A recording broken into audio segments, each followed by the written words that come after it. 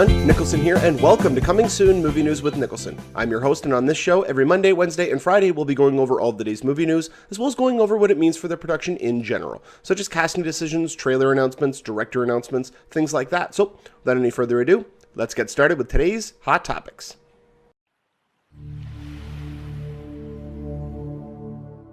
Before we get into our main stories today, I just wanted to give a little bit of an update. It looks as though the Batman v Superman rumor about it being split into two is now confirmed to be false. Henry Cavill was asked at the BAFTA Awards if it was going to be split, and he said no, it's one film. So it looks as though, as it stands right now, that could be a red herring. The image, although it did look fake, there was a lot of weight behind it, and so that's why I think a lot of these people ran with it. That's why I ran with it, was because it was logical. It made sense that could be possible. But alas, as it stands right now, it is not true. Batman v Superman will be coming out in its entirety on March 25th, 2016 as one singular film, as it stands right now. So if the rumor does end up being true or anything of that sort, I will definitely update you guys on here. But that's how it stands right now. Batman v Superman, Dawn of Justice as a single film will be released on March 25th, 2016. Now let's get into today's main topic. So I had some computer issues on Monday when I was trying to edit the show together, so I was not able to have a show on Monday, and I do apologize for that. So I'm going to try to make it up. I'm going to be doing, it was just going to be my recap of the Golden Globes.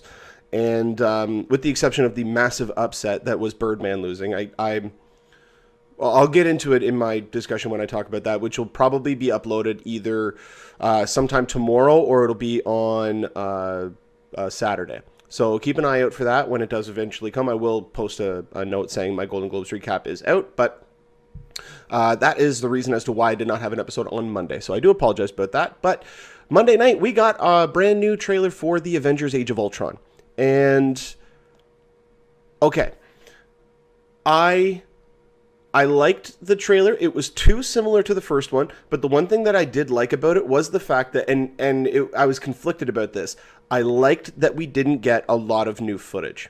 Even though I want new footage, I'm glad that we didn't get it, because I don't want to be spoiled before the movie comes out. I don't want to see all the cool scenes. Like, remember the first Avengers trailer, where there's the shot where the Hulk catches Tony Stark, or catches Iron Man as he's falling, and we're like, oh, that was badass in the trailer, and then we find out in the movie that was actually a crucial plot point that was spoiled in the trailer. We got some great shots in the trailer. They did not reveal that single shot that they had going through all the Avengers, which I was really happy about, but a lot of the other sequences, they were hinted at in the trailers, and from what I'm getting from what we've seen so far from this movie, I don't have an idea of the context of all these scenes. I can't see how each scene connects, where one goes to the next. And that's what I like about a trailer. I think one of the best people out there that does that is Christopher Nolan. For a Christopher Nolan film, it is very difficult to see the narrative through line throughout the film. They still hit on plot points and important parts of the film, but you never get a sense of, this is the beginning, this is the middle, this is the end, these are the spots that take place in between this and this.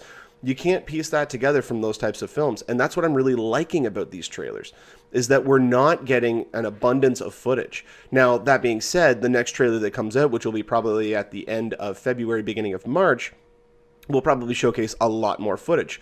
The one thing I want to see in the next trailer that this trailer did not show, and I'm at this far out, because I mean, it's still, 4 months away? At this point, I'm glad we haven't seen anything from the Vision. I know that I've said in the past, I want to see Vision, but now that we're getting closer to it, I really do want to experience as much of this movie in the theater as I can. I don't want it to be spoiled, or for me to know about it beforehand, before I actually go and see the film. So I'm really glad the way that the marketing team is handling this. I will say that it was a little dark, and I have a feeling that's going to be the overall tone of the movie. And I think they're really trying to sell that, really trying to let people know that this is going to be a gloomy film. But I'm missing the levity from all of the other Marvel films. I mean, even Thor: The Dark World, which was one of the darker films in terms of its context, in terms of its what happens actually in the film, what the villain is after, and all that kind of stuff, there were still lots of moments of levity. There were still lots of funny parts in the film. And while I'm pretty sure we are going to get that, they are keeping those very close to the chest. And I think that's also going to be a point that people are going to notice when the film comes out, that it is going to be funnier than they were expecting. There's going to be a lot more action, I think, that they were expecting. I love the extended sequence of the Hulkbuster versus the Hulk. We even possibly get our first look at the Marvel Cinematic Universe incarnation of a Wakandan, or Wakandan. Sorry, I mispronounced it. But there was one quick shot. Now, it hasn't been confirmed, but it looks very likely that that is a Wakandan. And that is also, if you look closely, I know this is getting a little nerdy, but if you look closely, that is the same cave that Thor was screaming in, where he was coming out of the water and he's screaming. That was the same cave from the first trailer. So I don't know what exactly is happening in there. We do know that a good portion of the film will be set in Wakanda. They are setting up the events of Civil War, which will include Black Panther, who, of course, comes from Wakanda. Wakanda is also the only source on Earth for vibranium, which is what Captain America's shield is made out of. That's what Ultron is eventually going to become made out of. That's what he is searching for. It's the most powerful material, or the strongest material on the planet. So a lot of the movie will be involving Wakanda. Whether or not we're physically there for a lot of the film is another question. But as it stands right now, I like what we're seeing, even though we didn't get a lot of new footage. And that's one of the parts that I like. It was all different, but it was all continuations and little bits and additional shots from other sequences we've already seen. So we got more of the Hulkbuster. We got more of the snow area. I loved the shot of Banner starting to Hulk out, and you can see his green eyes. I mean, I love that. It was harkening back to the Incredible Hulk, which we didn't even get a shot like that in the first Avengers. There was one shot when he's hulking out and he goes over to Black Widow and he says, "You're alive," and you can kind of see his eyes going green. But this one, they really hit it hard. They really made sure to visually put that in there, and that's a nice little touch that I really liked about it. So let me know what you guys think about this trailer. You can put a comment in the comment section. If you have not seen the trailer, which, good God, I don't know how you haven't seen it, especially if you're watching this show. But if you haven't watched it yet, you can click the link in the description of this video below to go and see the trailer, because it is actually pretty cool. I really like the design of Iron Man's new HUD. Even though it's similar, it's got a lot more going on. I think that it looks kind of cool. You know, there's not really a lot to go on in this trailer because it is so similar from the first one. But we're going to be getting a new look from it probably during the Super Bowl if they decide to do that. But if not, it'll be at the end of February, beginning of March. So when we do get more information about this topic, I will definitely update you guys on here.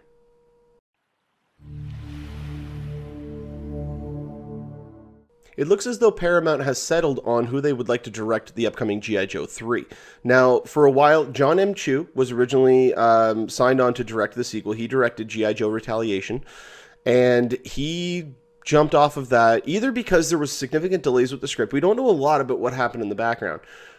There could have been significant delays with the script. It could have been the studio not liking his direction and where he wanted to take the franchise. Could have been a whole bunch of different things. But he jumped off of that and went to do Gem and the Holograms, which is going to be coming out in October of this year. Why he did that, I have no idea. Maybe he loves Spice World, or maybe he loves, Josie and the Pussycats and really wanted to do his own version of it. I have no idea. But that then led to them trying to find out who they were going to get to direct it. Now, they flirted with Martin Campbell for a little bit. Martin Campbell's the director of such movies as GoldenEye, Casino Royale, Vertical Limit. He most recently did Green Lantern, which a lot of people didn't really like. I think that was more due to the script than anything else. Martin Campbell, I don't think he really had any passion invested in it. It was really only Ryan Reynolds that really showed that he was trying to do something with that movie. But I still think he's a great director. He's done two of the best Bond films that there have been. So would I have liked to have seen his version of G.I. Joe 3? Yes, but I don't think it would have been a G.I. Joe film. I think it would have been very similar to Retaliation, where it was G.I. Joe in name only. I mean, yeah, you have military compound, you have, larger-than-life vehicles, larger-than-life characters, but it didn't feel like G.I. Joe. The first one I felt actually did. It felt like a comic book. It felt like Stephen Sommers, I felt, did a really good job with it, and it was the type of movie that it should have been. Now, maybe it should have taken itself a little bit more serious. I don't know, but I had a lot more fun with the first one than I did with the second one. Leading into the third one, it looks like they're now looking at DJ Caruso. Now, for those of you who are unaware of DJ Caruso, he's the man who directed such movies as Disturbia with Shia LaBeouf. He did Eagle Eye with Shia LaBeouf. He also did I Am Number 4.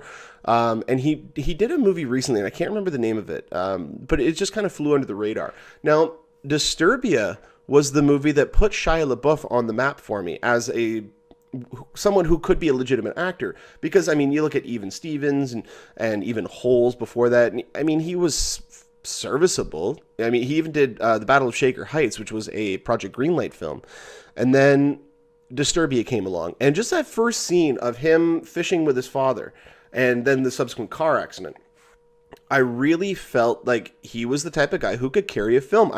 I felt there was a natural acting ability with him, and I got on board the Shia LaBeouf train. And then he was in Transformers, and we all know how that went. And I think he was he was almost force-fed into a couple of franchises. Indiana Jones, most notably, just did not fit in that movie whatsoever. But I really have been a fan of Shia LaBeouf and his acting talents, especially Fury. I think that's his best role to date. Anybody who hasn't seen that movie, anybody who's talking crap about Shia LaBeouf, I can almost guarantee has not seen Fury. Now, say what you will about him in his personal life. His acting talents, that's all I'm talking about. His acting talents are above reproach. They are incredible.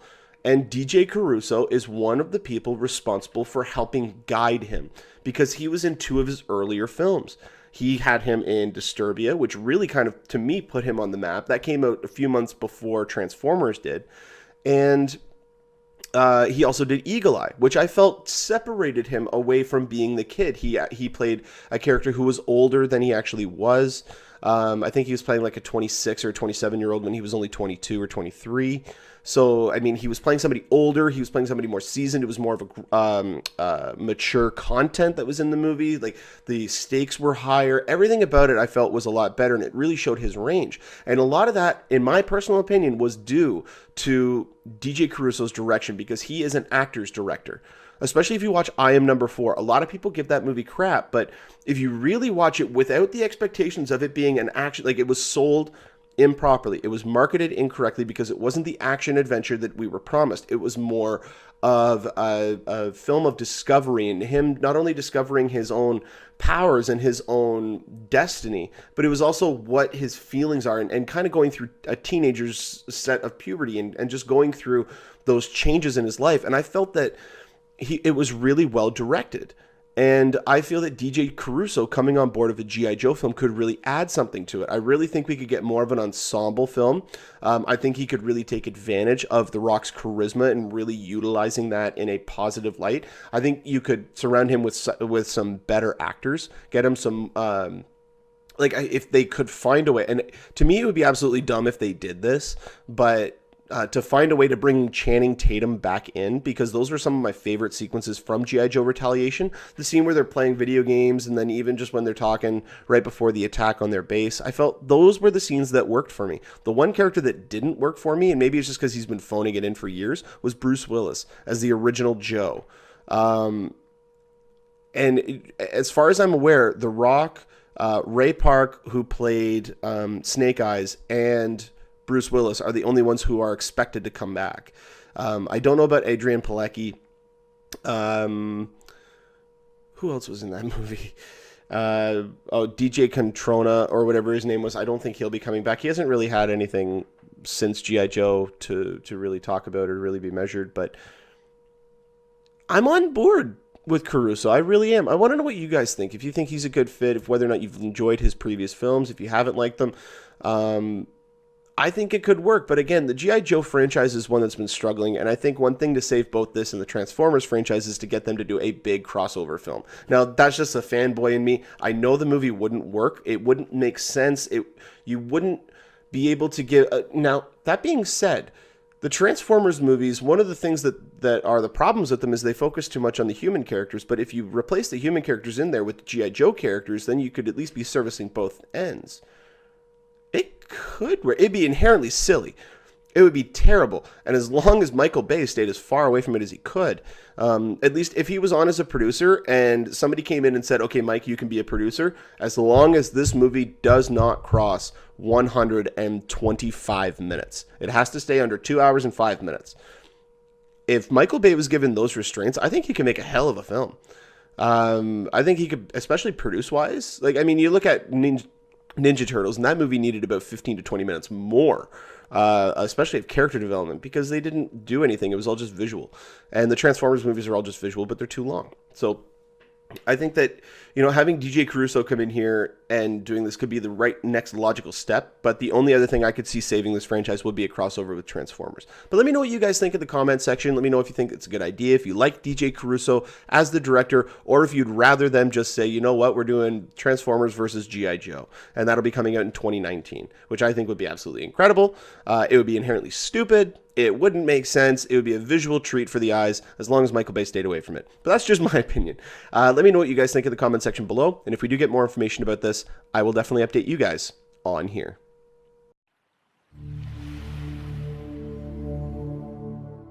We have our first look at Melissa McCarthy's upcoming new film, Spy, that was originally called Susan Cooper. Now, I remember when this movie was first announced, and it was announced with the casting of Jason Statham as her partner or cohort in the film. And I loved that idea. Well, after seeing the trailer, my love was well-founded. This movie looks absolutely hysterical. Now, I know that I've gone on record before and talked about I don't want to use the word disdain, but just my issues with Paul Feig and his style of directing, especially his choice when choosing a project or when adapting a project or altering a project. He's gone on record to say that he will only work with female-centric films. And you've heard me go on before about my issue with that, only because of the fact that I would have the same problem with the director coming out and saying I'm only working with male casts. Because to me, narrowing your viewpoint to something like that takes away and makes it more of a gimmick. And now you have to alter things about your script to service just your one vision, your intent. And looking at a movie like Spy, I really think that he has combined everything. Yes, it is centered around a female character. There are a lot of supporting characters that are both male and female, which if that was going to be his take on Ghostbusters, that would work, because Ghostbusters is going to be a remake. I'm still not all for it at all. I still don't want it. We don't need it. It's not going to be the Ghostbusters movie that we want, because it's not a continuation. But even if we got a continuation, that would not be the Ghostbusters movie that we want. So that's why that movie should not even be remade. But that's another conversation for another time. What he has done with this movie, he has given us, I think, the right combination of what people like about Melissa McCarthy. Because a lot of people loved her in Bridesmaids, they loved her in The Heat, but then you saw Tammy, and Tammy was a good, stinking, heaping pile of trash. Why? Because she was let loose. She was just like, oh, they really like the obnoxious shtick, so I'm just going to completely do that for the entire film and ruin any aspect that this movie had of actually being funny.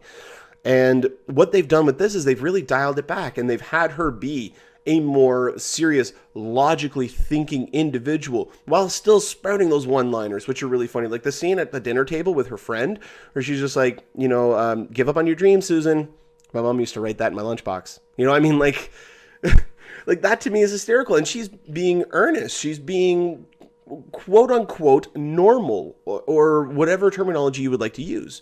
And then you see her when she gets recruited to actually be a spy from being an analyst, the crazy starts to come out. And that's where it makes more sense, because you see her build up to that. And it becomes even more funny because we are more connected to her character. We're more relatable to her character being put in this ridiculous situation when she already has a little bit of a temper, but she's able to keep it contained until she gets into these situations.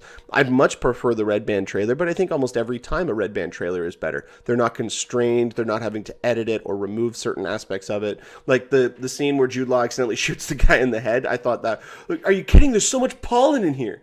But in the Green Band trailer, they digitally removed the bullet hole in his head. And he just went, oh, and then he just kind of fell forward. So I much prefer the Red Band trailer. It had more swearing, but that's to be expected. And it really showed the tone of what this movie was going to be. I think it's absolutely hilarious. And, I personally think that it could be a smashing hit. I really do, especially because it's coming out on Memorial Day weekend in the States.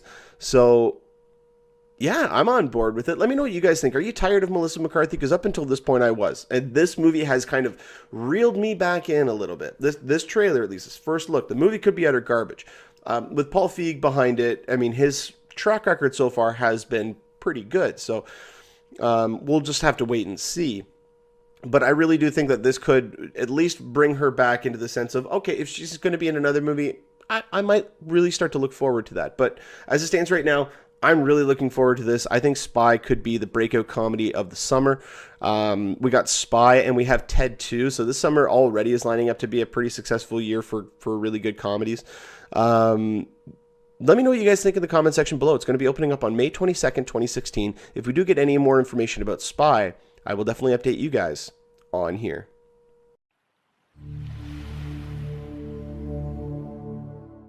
Alex Garland, the writer of such movies as 28 Days Later and Carl Urban's version of Dread, and also has his upcoming feature directorial debut, Ex Machina, coming out later on this year, was recently doing some interviews. And, you know, I guess the idea of a sequel to 28 Weeks Later was brought up, or a continuation of that storyline, and if there was still talks about that came up, and he said actually yes. Now, while this is not confirmed, this is just more conjecture than anything. It's just them spitballing. But Alex Garland did say that he and Danny Boyle have been having quite serious conversations in regards to a 28 months later. It'd be 28 months later. They haven't confirmed that title. He says, we don't know if it'd be 28 months later, but it would be the next logical step. We're definitely not doing 28 years later. Which I thought that was a kind of a funny joke, you know, just continue on. Imagine if they went even further, like 28 millennia later. I'm just thinking like it's all just like space orbs and stuff like that, and people just kind of floating around all bubbly and stuff. It would just be, you could get to really cool territory with that. Really absurd, really weird. More of like a skit, like an online skit, like a Funny or Die type thing. You could really do something weird with that. Or actually, you know what? No. Oh, why am I drawing a blank on this? Robot Chicken. Robot Chicken, I think, could do a great version of that. But anyway, getting back to 28 months later, there are no current story details that have been revealed, but he did say that they have an idea. The problem is that it's complicated, and he doesn't elaborate on what the complication is. So whether or not that's getting the schedules together, whether or not that's the idea they have stretching it out into a feature-length film.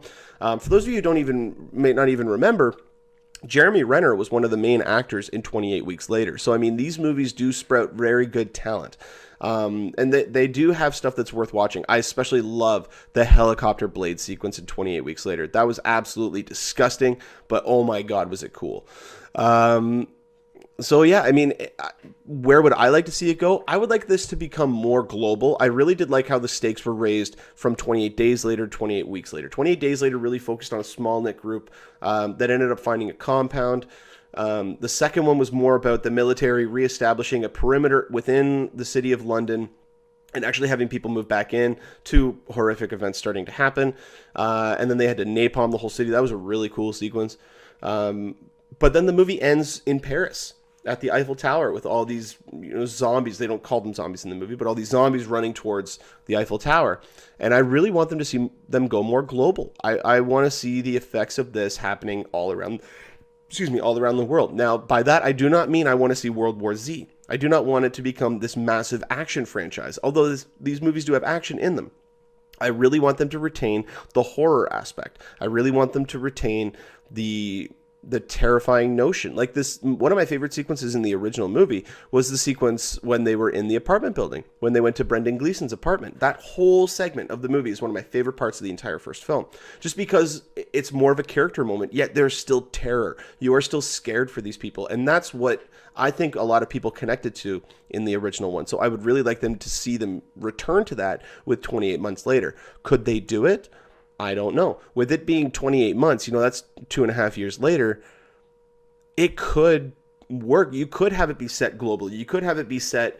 Now, the one thing I hope they don't do is don't put it on an island. I just hope they don't put it on an island. Unless it's, Great Britain. And the whole movie revolves around that. It's the only last safe haven. They've been able to clear it out. And, something happens where more zombies start to come on board. I don't know. But I do want to see it become more global. I would love to see how the effects are happening, in Asia or in Australia or in Africa or, anything of that sort. See what the Russians are up to, maybe even over here in North America, South America. Go somewhere, go bigger, Not necessarily bigger budget, bigger action, anything like that, but just go larger stakes, larger scale. And I think it could really work. But let me know what you guys think in the comment section. If you think this is a good idea, I think 28 months later is too far removed from the originals for it to actually make any sort of impact. Let me know what you guys think in the comment section below. But if we do get more information about this topic, I will definitely update you guys on here.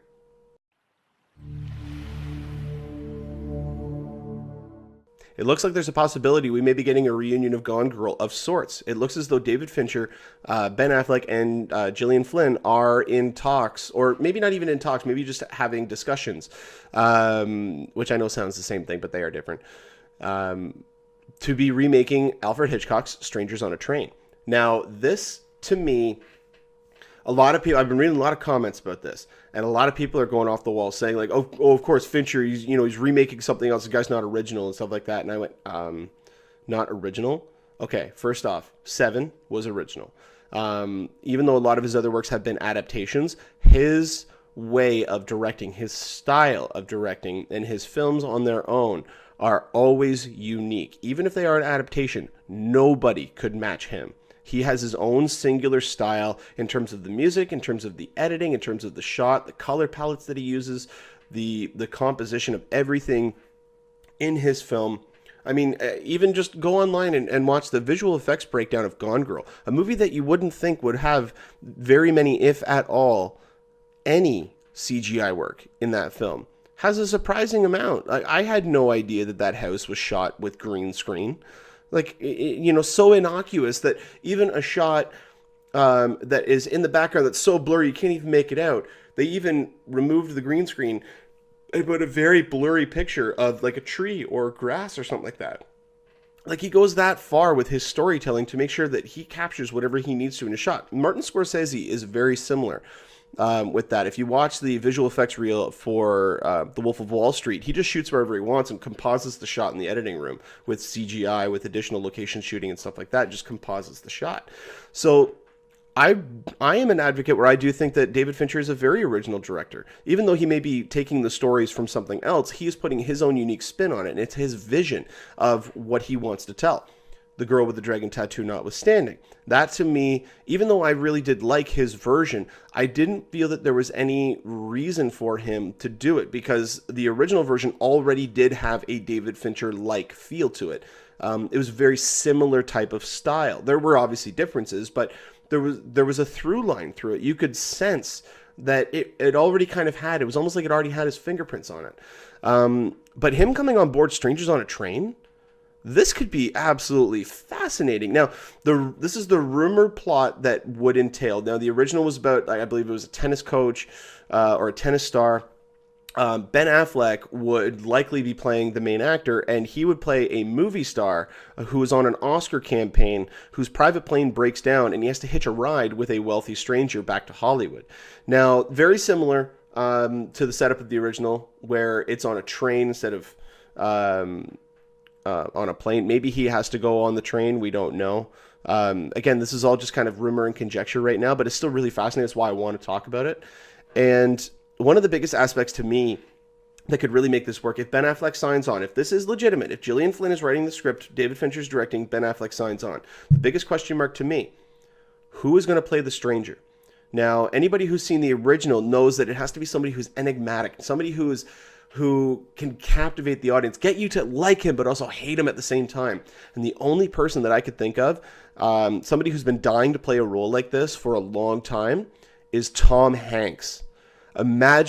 Just imagine that. Imagine Tom Hanks being somebody who propositions to him. This is how I think the storyline would go.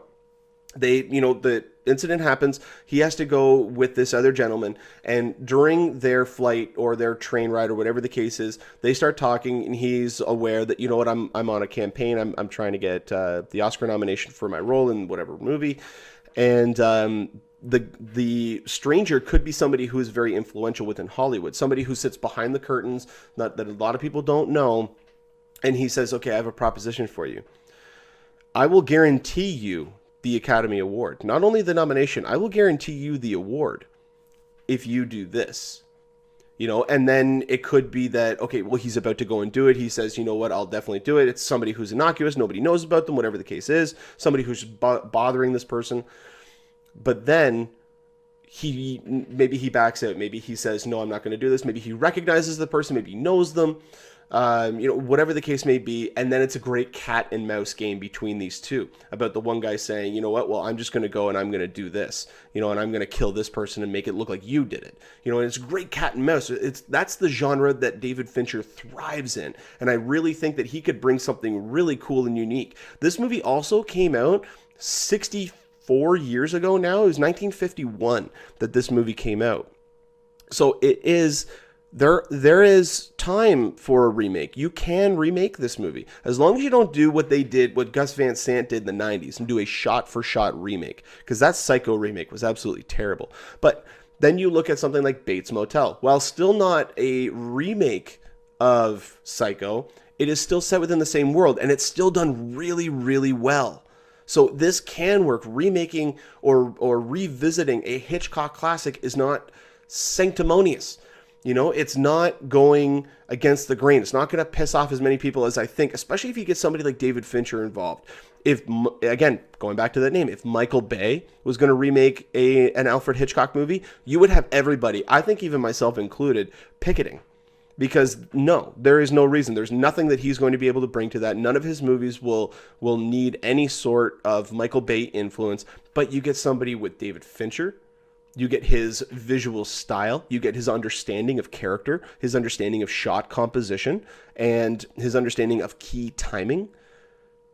Well, then that is a recipe that could work, especially if you bring in Ben Affleck to star, somebody who's on probably one of the best resurgences of anybody's career next to, well, no, it's even better than John Travolta's in the 90s because he really only had 2 or 3 movies and then the rest of them were garbage. But this is one of the best resurgences of a career that I can think of. On top of that, Gillian Flynn, who wrote Gone Girl, who then wrote the screenplay adaptation of Gone Girl, which is one of the reasons why I think that movie worked so well, was because they had a great adaptation to work from. And then you add in all the other pieces. You bring all these things together, I think that could work great. Add on top of that, Tom Hanks in the role of the stranger. I still think that is the best choice to do it. And somebody else could come right out of left field. I mean, obviously Daniel Day-Lewis, if they could get him. But Tom Hanks has been somebody who's been wanting to play a villain for a while. Cloud Atlas notwithstanding, even though he was only in 2 of the shorter segments. But still, Tom Hanks as a bad guy. He's been wanting to play a bad guy for a while. And I really think that could work, especially a mischievous person. Somebody who you're not quite sure what he is capable of. Going up against Ben Affleck, to me, that's cinema gold. Now, there is still no rumored shooting schedule or release date or anything like that. This isn't even confirmed that this movie's happening. This is all just kind of rumor and conjecture. But if this is indeed David Fincher's next film, with Ben Affleck's busy schedule coming up, because not only does he have his Live by Night movie that he's directing next, which I think he is filming now. He might have already, at least he's starting pre-production on it, because that movie's scheduled to come out October. I don't know if it's October of this year or if it's October of next year. I think it's 2016 that it's scheduled to come out. But then in 2017, he has Justice League Part 1, and then he has Justice League Part 2, which they're going to film as one, so that's going to be a massive shoot. Somewhere in there as well, he's going to have to shoot his standalone Batman film, because they have said that between now and 2020, there will be a standalone Superman film and a standalone Batman film. So we still don't know where that's going to fit in. And so outside of all that, there's only so many spaces that Ben Affleck can fit a movie like this into his schedule. With David Fincher, he's the type of person, he likes to take a lot of takes, which means that this will be a longer film shoot. So I would have to assume it would be at least a 90-day film shoot, between 80 and 90 days, so almost 3 months. And if that's the case, if he's doing Live by Night right now, he's directing it and shooting it, so he's going to want to have the filming done at least 9 to 12 months before the release of that film to give himself time for editing, maybe even less time. So if that's the case, he'll probably be filming it this fall. If David Fincher can get the wheels going really quick on this, then we might even be able to see them film this movie this summer. Worst case scenario, once he has done principal photography on Live by Night, he could then siege right into acting in this, unless that will impede the schedule of Justice League. Because Justice League 1 doesn't come out till November of 2017. Even though they're filming them both back to back, it's probably going to be about a 9 or 10 month shoot. Then it might even be longer, it might even be a 12-month shoot, depending on the content they're going to need for that. But then when you think about that, they're going to have to film the movie in 2016. Is when, starting in probably April or May of 2016 is when they're going to start shooting Justice League. that only leaves a very small window. So it could work. And they might even rearrange the shooting schedule of Justice League where they get all of Ben Affleck's scenes in one section. And then maybe he comes in at the tail end, but it gives him a good chunk to leave and go and do something else. There's always a way that it could work. But let me know what you guys think in the comment section below. If you think that, Fincher remaking a Hitchcock classic is a good idea. If you think the cast and writer sounds good. What you think about their new interpretation of the story and what it could play into. Let me know what you think in the comment section below. But if we do get more information about this, I will definitely update you guys on here.